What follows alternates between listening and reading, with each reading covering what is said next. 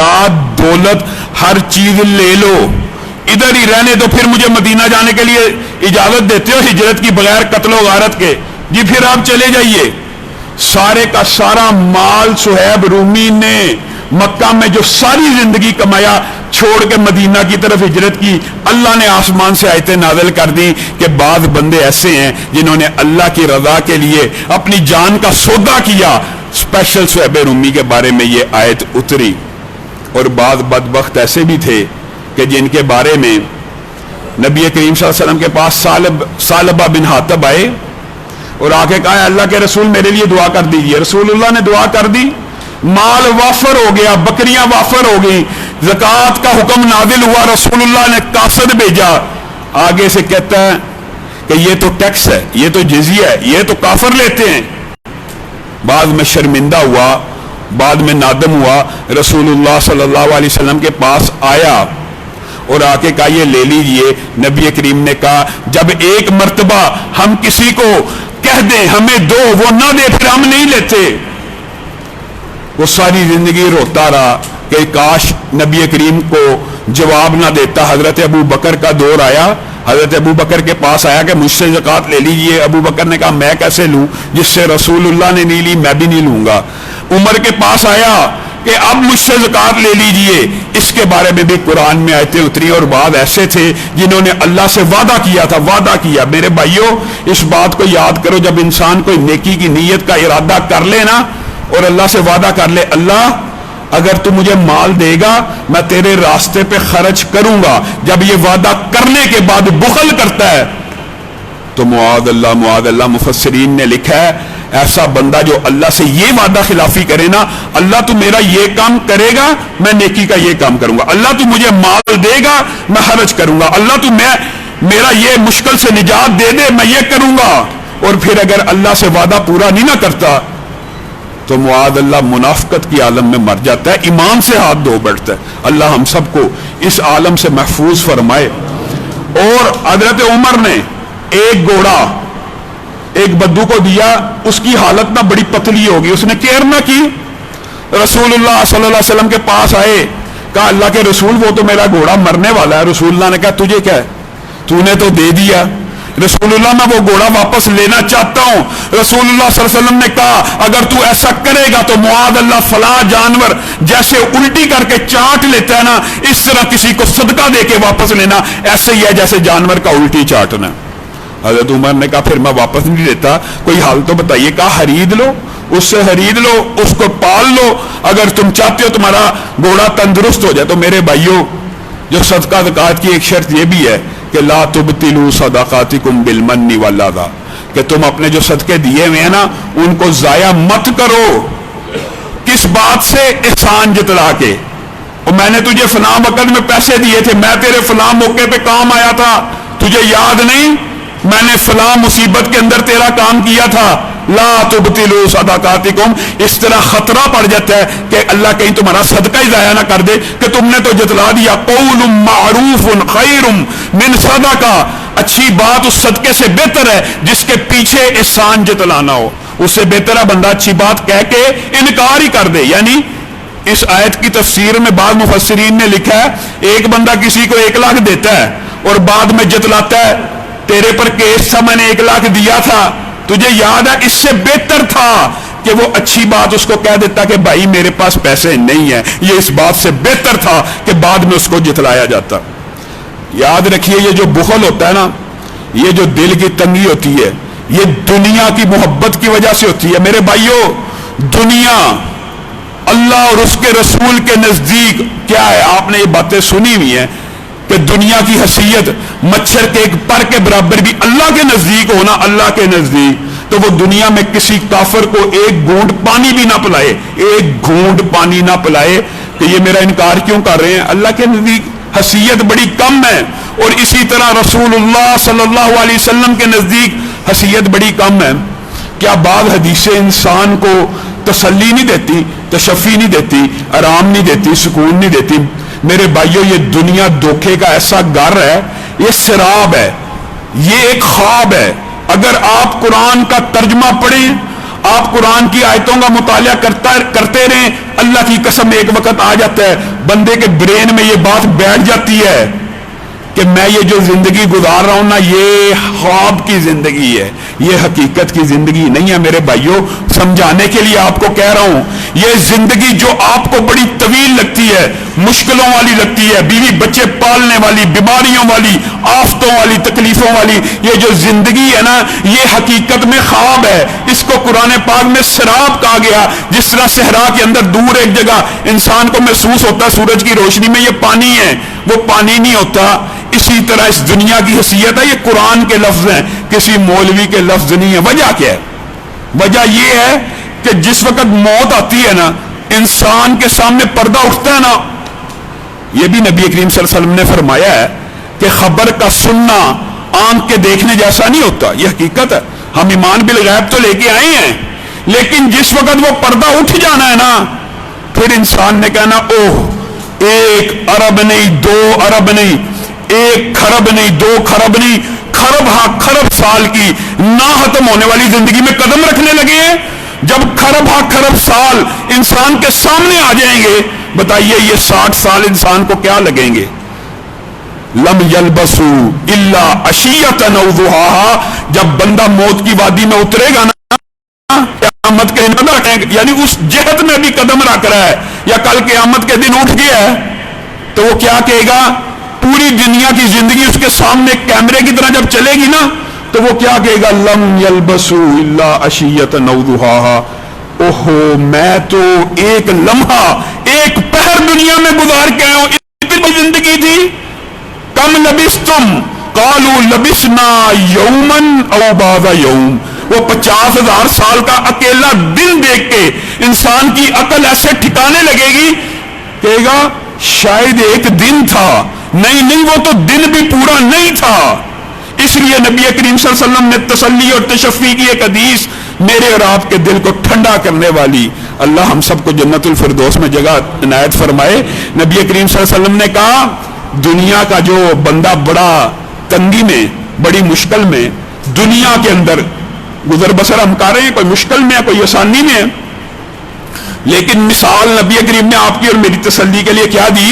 جو دنیا کے اندر سب سے مشکل، آدم سے لے کے قیامت تک، سوچئے وہ کیسا بندہ ہوگا جس نے دنیا میں سب سے مشکل لمحات گزارے ہوں گے، دنیا کی ہر تکلیف دیکھی ہوگی۔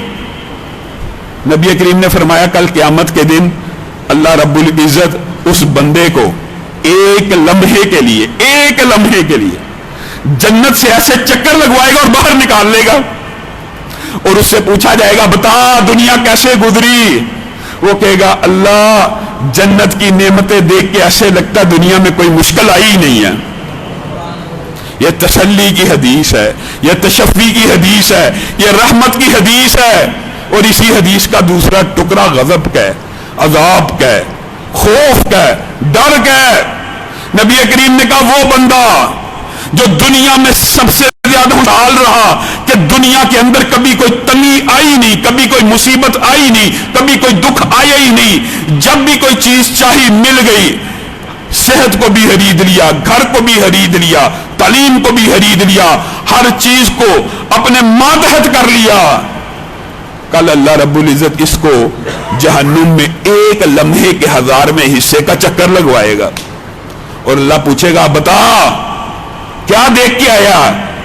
کہے گا اللہ اتنے عذاب، اتنی ہولناکیاں، اتنی دردناکیاں، اللہ ایسے لگتا میں کبھی کوئی نعمت چکھی ہی نہیں ہے۔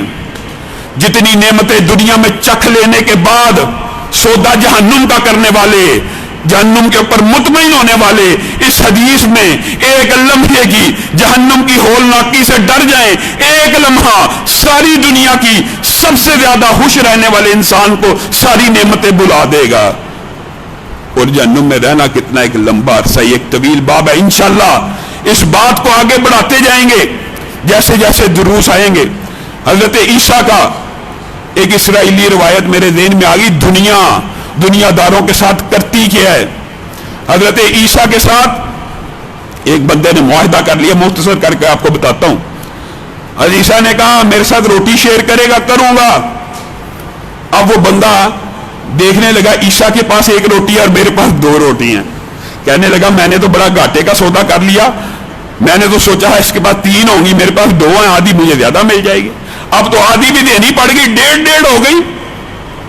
एक रोटी चुप करके खा ली। हज़रत ईसा नमाज से फारग हुए, कहा चल खाना खाते हैं। खाना खाना शुरू किया, एक उसने खाई, एक हज़रत ईसा ने खा ली। हज़रत ईसा ने कहा इल्म नहीं है कि हमने एक वादा किया था, एक मुआहदा किया था? जी किया था। तेरे पास 2 रोटियां नहीं थी? नहीं जी मेरे पास एक ही थी। हज़रत ईसा ने खामोश रह गए। ये लंबा चौड़ा वाक्य है।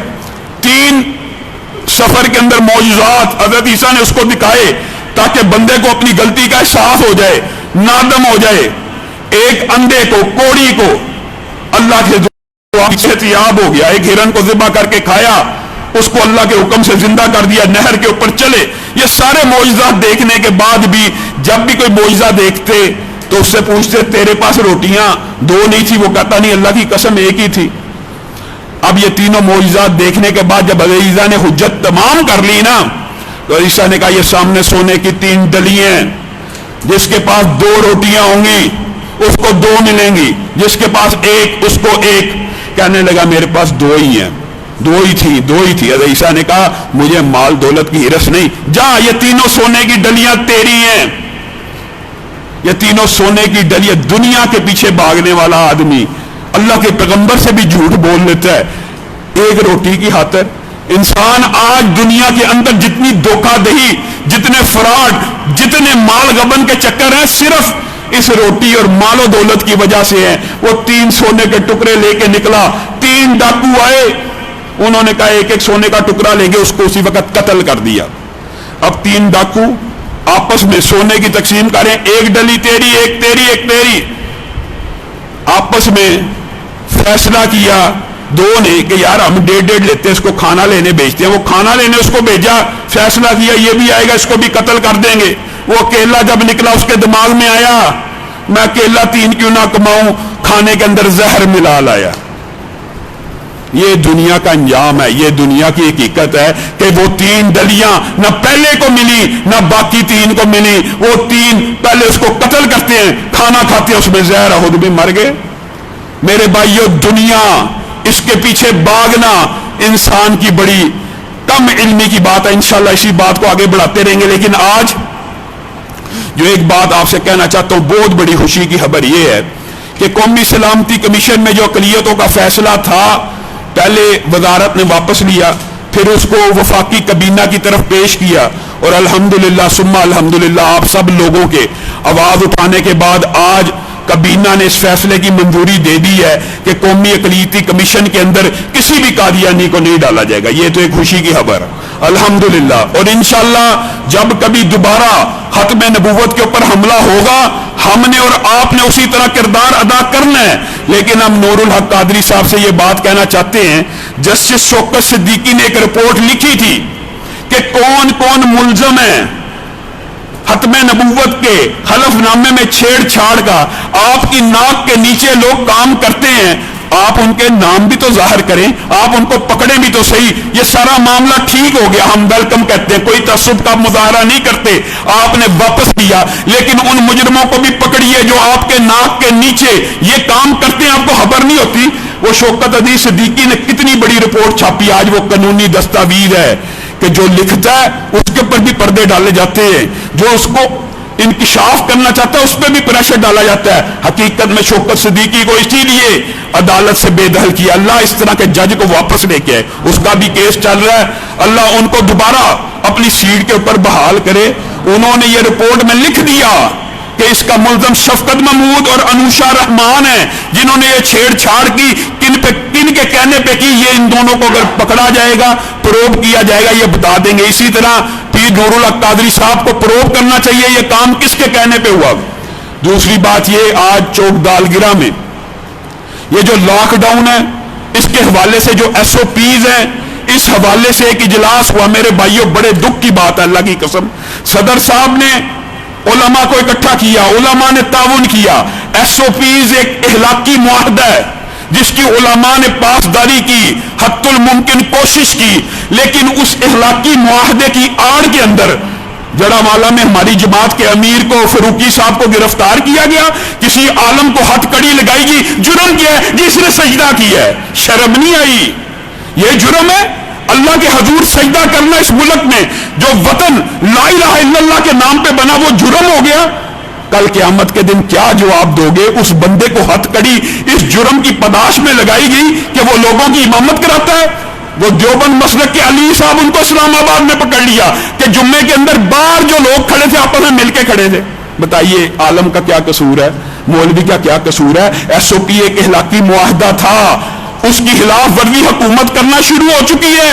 हुकूमत ने पहले SOPs को तोड़ा। आज का जो इजलास चौक दालगिरा में हुआ है, तमाम अहले हदीस जमातों के नुमाइंदे उसमें मौजूद थे।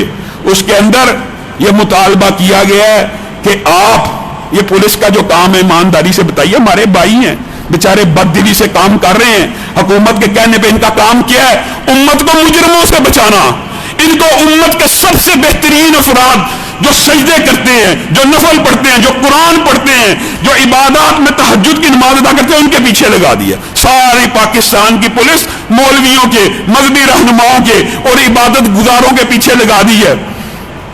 ना मंडियों में जाते हैं, ना सब्जी मंडी देखते हैं, ना बाजार देखते हैं, ना बकर मंडी देखते हैं, ना जनरल स्टोर देखते हैं। मेरे भाइयों, ये अजीबो गरीब बातें, फिर कई मरतबा हम ये बात कहते भी नहीं है, लेकिन आप खुद देखिए WHO की नौकरी कहां तक करनी है। जो डॉक्टर्स भी, मौलवियों की बात नहीं, डॉक्टर्स के भी इख्तिलाफ आ गए। कभी कहते हैं सैनिटाइजर गेट से फर्क पड़ता है, कभी कहते हैं सैनिटाइजर गेट से फर्क नहीं पड़ता। कभी वायरस जी 1 मीटर में होता है, कभी 2 में, कभी हवा में, कभी घरों में। इनके मौक़िफ़ भी बदलते जा रहे हैं। मेरे भाइयों, इसका झूठ, फराड और जालीपन बेनकाब कोई आम फहम बंदा भी होना उसी वक्त महसूस कर लेता है। मौक़िफ़ में इतने तदादात हैं। जो डॉक्टर जिनके खिलाफ वीडियोस बनाते हैं ना, इंडिया का एक डॉक्टर, पाकिस्तान के डॉक्टर, जो डॉक्टर वीडियो चढ़ाएगा यूट्यूब में इस मौजू के ऊपर, उसका चैनल डिलीट कर दिया जाएगा, उसकी वीडियोस रिमूव कर दी जाएंगी। आप ईमानदारी से WHO के तदाद को समझिए, समझ लीजिए। एक मिसाल ही काफी है समझने के लिए। ये कैसा वायरस है कि जिंदा बंदा हो, आपने उसकी केयर भी करनी है, आपने उसको आइसोलेशन में भी रखना है, दवाइयां भी देनी है, उसके साथ इंटरेक्शन भी होना, हर मामला होना है जब तक वो सेहतयाब ना हो। लेकिन जैसे ही वो मर जाता है, वही मरीज ताबकारी शुआएं उसके जिस्म से निकलना शुरू हो जाती है। उसकी मैयत के भी करीब नहीं जाना, उसकी मैयत से 60 फुट दूर खड़े हो जाना। जिंदा बंदे से वायरस फैलने का इम्कान ज्यादा है कि मैयत से। ये एक आम फहम बात है। मैयत से तो फैलना मुश्किल है, सांस चल नहीं रही, रतूबत निकल नहीं रही। ये तदादात WHO ने जो लिखे हैं, पोस्टमार्टम नहीं होगा। क्यों नहीं होगा? जब हम कहते हैं पोस्टमार्टम ना करो, ओ यार ये मौलवी बस शरीयत को ले आते हैं, पोस्टमार्टम से मुजरम पकड़ा जाता है, ये हो जाता है, वो हो जाता है। अब जो पोस्टमार्टम करने की बारी आई कि पता लगे ये किस बीमारी से मरा है, ये किस तरह मरा, ये पोस्टमार्टम ना करने देना। कहीं पता ना लग जाए हार्ट अटैक से मरा था, कहीं पता ना लग जाए ब्रेन हेमरेज से मरा। ये झूठ और फराड और तजादात का मजमूआ ये WHO ने कैसे पैरामीटर्स बनाए? ईमानदारी से बताइए। पोस्टमार्टम तो जरूरी होना चाहिए, बीमारी की वजूहात पता लगे, बंदा मर क्यों रहा है, बंदे के आखिरी वक्त में क्या ऐसी कंडीशन थी। पोस्टमार्टम नहीं होना, वजह पता क्या है? ये रचना टाउन के अंदर एनिशा आते हैं, सिक्का गवाहियां मौजूद हैं, झूठ बोलते हैं। ये जी साइन कर दो कि कोरोना का मरीज है, 40,000 ले लेना। पता नहीं क्या मामला। ये मीडिया, ये एंकर, ये गवर्नमेंट, ये इदारे, ये सारे के सारे एक काम पे लगे हुए हैं। पाकिस्तानी मर, पाकिस्तानी भी बड़ी ढीठ कौम है, नहीं मर रही। पाकिस्तानी मर जाए, कभी कहते हैं 20 तारीख तक देखना, 20 तारीख तक बड़ी मुआत हो जानी है। नहीं 25 को देखना, 30 तक देखना, 4 तक देखना।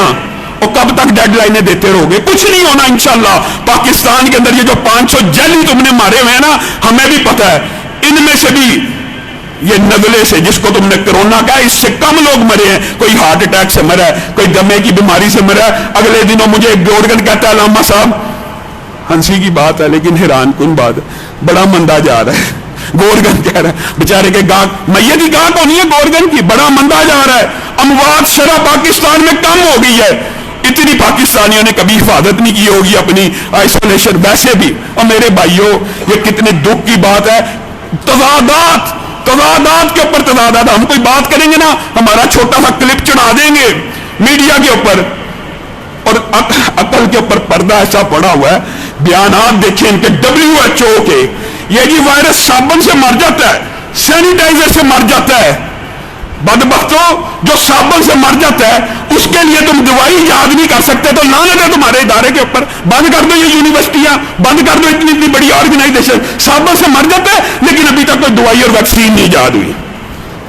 और मेरे भाइयों, कोई अकल के ऊपर मातम करने की बात है, ये ड्रामा बंद कर दिया जाए। और इस बारे में मैं खान साहब को, इस मौकफ में महान साहब के मौकफ का हामी हूं। यकीन मानिए वो दुरुस्त कह रहे हैं। अल्लाह की कसम, लॉकडाउन के जो असरात हैं, एक डॉक्टर ने मेरे साथ टीवी प्रोग्राम में बैठ के कह दिया गुर्बत से कोई नहीं मर सकता पाकिस्तान में।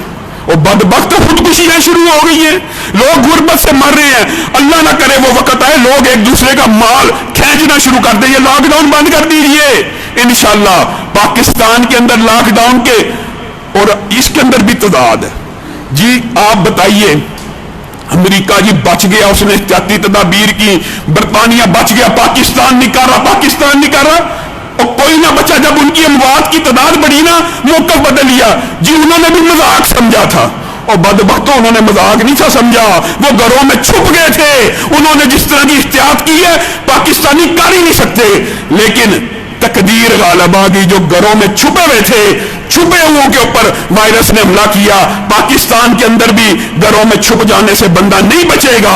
अल्लाह की कसम वो ही बचेगा जिसको अल्लाह बचाना चाहे, जिसको अरब साल पहले। यार हम मुसलमान हैं, एक अरब नहीं, जिस दिन जमीनों आसमान बनी उससे भी पहले अल्लाह ने मेरी आपकी मौत लिख दी है। ये नहीं लिखा किस जगह होनी है। ये साकिब भाई आज नजर आ रहे हैं, बताइए। इन्होंने मुझे खुद वाकया बताया, PIA नहीं होते हैं, कहते हैं 33,000 फुट की बुलंदी के ऊपर हम सफर कर रहे थे। एक मुसाफिर मुझसे गुफ्तगू कर रहा है, गुफ्तगू करने के बाद थोड़ी देर बाद मर गया। 33,000 फुट की बुलंदी के ऊपर फरिश्तों के पास भी जब रजिस्टर आए होंगे, सोचते होंगे इस बंदे की रूह को 33,000 फुट पे कैसे कब्ज करना है। लेकिन अल्लाह का लिखा हुआ अय्यनमा तकूनू युदरिकुमुल मौत वलौ कुंतुम फी बुरूजिन मुशय्यदा। जाइए, छुप जाइए घरों के अंदर, मौत से बच जाएंगे। नहीं बच सकते, वही बचेगा जिसकी अल्लाह ने लिखी हो।